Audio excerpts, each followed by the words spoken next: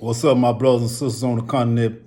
I'm hoping, that this message, man, these thoughts, man, is getting to my brothers and sisters on the continent. I don't care if it's just a few of y'all, man, pass the message, pass the thought on. This message must get to the brothers and sisters on the continent so they can continue the rise of Africa, by the young people, those who want to be free, those who want to be independent, those who want to be self-sufficient, those who want, to develop their country so everybody can benefit off the natural resources of their country in their land. Pass this message, inform those who are not informed.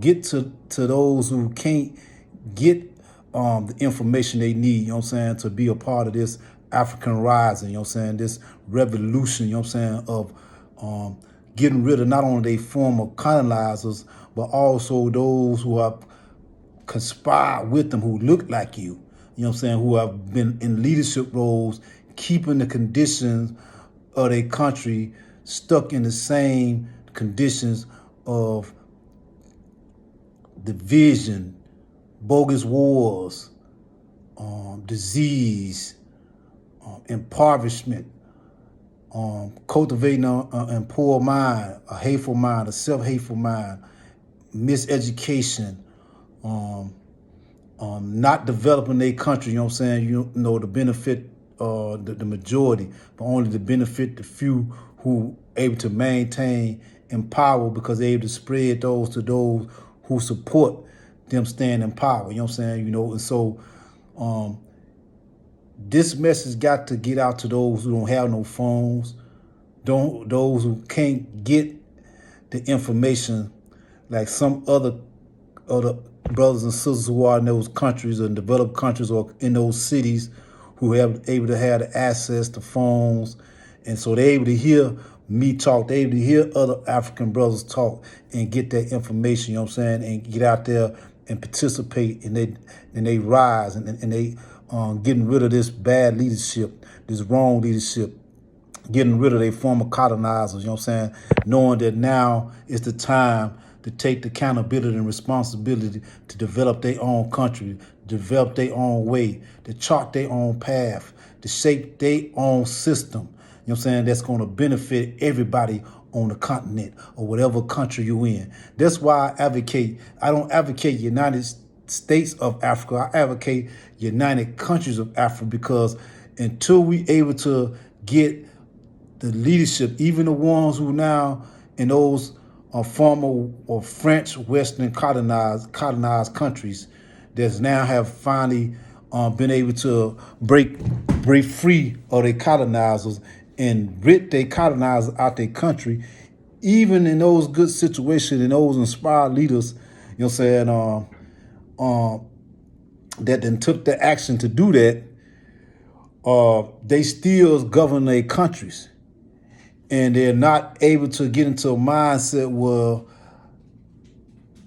they understand that even right now, Mali, Guinea, Niger, I can't say Gabon because, Gabon haven't really, the leadership, military leadership there really haven't identified themselves as being a removal of a family, that's been tied to maintaining that system that helped the former colonizers be able to rob and pillage the country and keep the country in a condition where the people are weak, starving, and poor, and allow for them to get all the riches and also give some of the riches to those who are in leadership, which is that family, to maintain that lock grip. That military having shown that, hey, they ridden themselves of not only their family, but also those who they didn't dealt with to keep that country locked in like that. They haven't showed that spirit, They haven't showed that great sacrifices that it's going to take to be able to stand up to the power to be. They haven't showed, you know what I'm saying, that spirit that they willing to put their life on the line for their people and their country. They haven't shown that. So I can't speak to that country, but I can speak for those countries like Zimbabwe, you know what I'm saying, who I've always been in it because of Mugabe. You know what I'm saying? Mugabe, you know what I'm saying, I can say, you know what I'm saying, in his later times, later ages, have stood up to the Western powers, you know what I'm saying? And they had to endure, the people had to endure the great isolations, not only from the Western powers, but from, say, own African brothers and sisters on the continent, not the people, but the leaders, you know what I'm saying, who had put sanctions, you know what I'm saying, and went along with the sanctions from the UN, the EU, and the Western powers, you know what I'm saying, on Zimbabwe, because Zimbabwe was getting rid of all the lag over their neo-colonialism, those who want to colonize and keep their country in control, you know what I'm saying, and have the white control on all the economic riches and land of their country. You know what I'm saying? They wanted to get rid of that and put that control in the hands of their people, put that development in the hands of their people. To be truly free, you got to be able to be truly free and be completely independent. You got to be able to be truly free to say, we're not going to operate your system. We're going to operate our system. You know what I'm saying? We're going to lead our people the way our people need to be led, where all the people can benefit. And we're not operating in the system that it's a hypocritical system, a system that caters to allowing you to rob our country, a system that caters to allow for the leadership to get the benefit long as they maintain this system that keep their country weak, keep them starved, keep them diseased, keep them fighting, divided, and distracted, you know what I'm saying, while their country don't develop. And so Zimbabwe is one of those countries, you know what I'm saying, and so those brothers not there in leadership mind to say that, hey, we need those who have truly said they're going to stand up, even if it means their life, they're going to stand up. They haven't really, you know what I'm saying, gotten the mindset to understand that, hey, even though it's not the whole continent, it's only a handful of those countries have done that, you still got to come together. You still got to unite. You still got to have that unity amongst yourself. So y'all got to come together and form a certain leadership or certain structure that binds the countries who have taken on the great risk, going to take on the great sacrifice. Because it's going to take great sacrifice, not just from the leaders, but from the people, to have to go through what they have to go through in order to be completely free, in order to be able to be dependent, self-sufficient, not relying on the West, not relying on the East, not relying on Russia. But when you make your deals, you're making your deals in the benefit of your people. You're making your deals from a fresh start, because you done created your own system.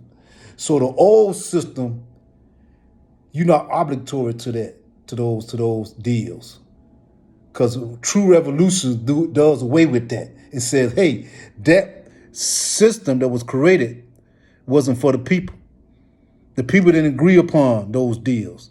The people didn't agree upon that leadership. It was imposed upon them. Those deals was imposed upon them. So a complete and real revolution says, out with this old system, in with a new system. That's a revolution. That's a real revolution. Therefore, now, when you do a real revolution, you ain't buying to those deals. But if you skirt and play a game and keep the Western system and play in your system, now they can say they bind you because you still operating under this system. You still operate on this democracy. You still operate on this parliamentary system.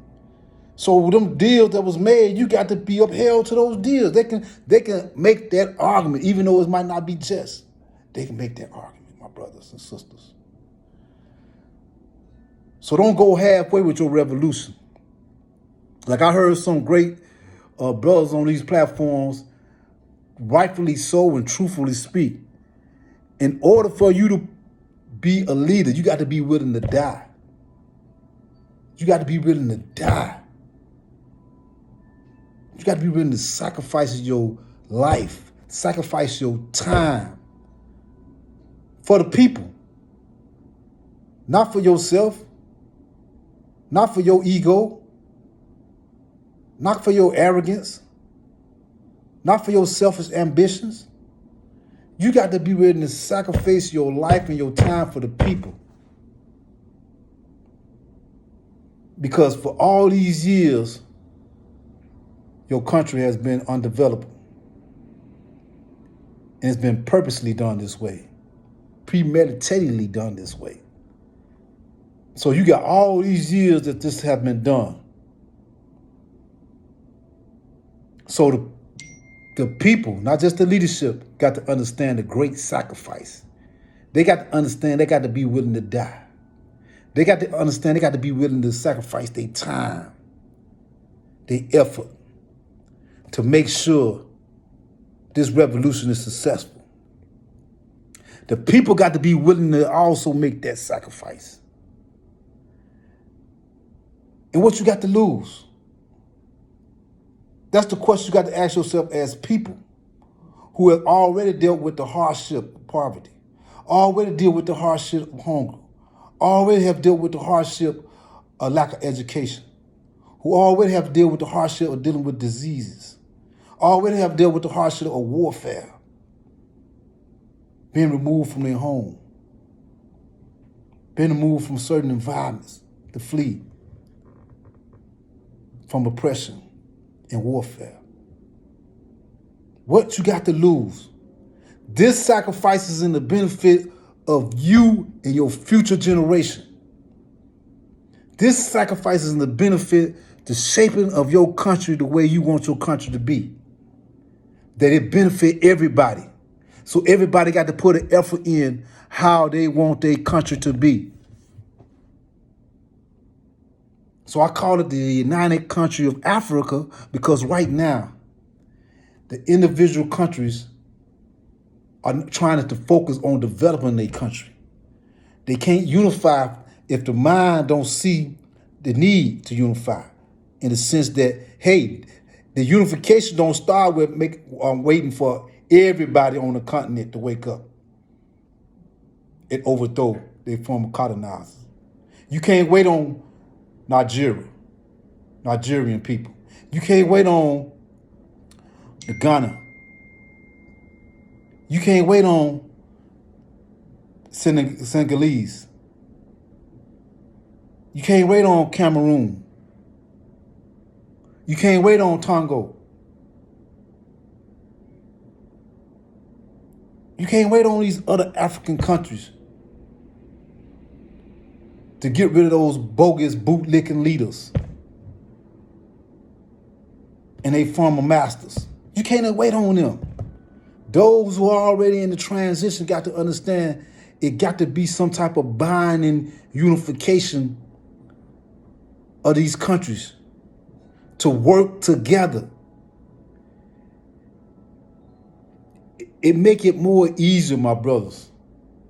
And I want the brothers who out there who got these platforms to get that out. It's more easier when you have the countries who are sincerely working in the benefit of their people to unify now, to come together, to collaborate, to develop their countries, to bring about a new system, a revolutionary system, a socialist sense of a system that rallied the collective force in the spirit of revolution, in the spirit of change, in the spirit of development, or the spirit of knowing that the collective have to sacrifice. The collective have to continue to lay down their lives to bring about self-sufficient, to be independent of those outside forces that have used those countries to develop their countries. to make their people safe, secure, have food, have education, to strengthen their military so they can gain supremacy over other countries. They have used the continent in a diabolical way to make it like the continent just completely corrupt. The continent is completely uncivilized. The continent, they don't know how to rule themselves. They have diabolical painted this picture of the black man and woman on that continent as being a people who can't develop their countries. They can't lead their people. They don't know how to feed, educate. They don't know how to protect their people. So we had to come in, create bases, bring our military to fight for them, bring our UN to bring in food to feed their people, bring in medical people to give them health care, bringing in all these different religious missionaries to educate them. This is what they betrayed of the continent, my brothers and sisters. We got to reject that. We got to say no to that. We got to unify. An incarcerated individual at Illinois Come together. Western Illinois Correctional Center. This is my thought, my brothers and sisters, for the day. I got to answer this call. I hope y'all get the message.